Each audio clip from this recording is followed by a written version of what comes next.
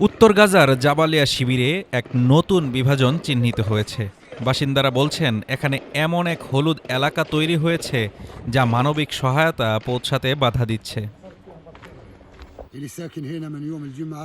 হলুদ এলাকা এখন জাবালিয়ার কেন্দ্র, যেন এটি একটি স্বাধীন রাষ্ট্রের মতো হয়ে গেছে। ও আল্লাহ, এমন বিভাজন বার্লিনেও হয়নি। ইসরায়েলি সেনারা শিবিরের কেন্দ্রে হলুদ রেখা স্থাপন করেছে, যা পূর্ব নির্ধারিত প্রত্যাহার মানচিত্রের বাইরে। এর ফলে অনেক মানুষ এখনও ফিরে আসতে পারছে না।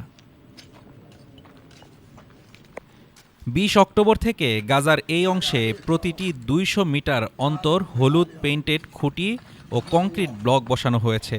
এটি কেবল সীমা চিহ্নিত করছে না, বরং মানুষের জীবনকে সরাসরি প্রভাবিত করছে। জাবালিয়ার এই হলুদ রেখা শুধু কংক্রিট ও রং নয়, এটি মানুষের জীবনের নতুন বাস্তবতা।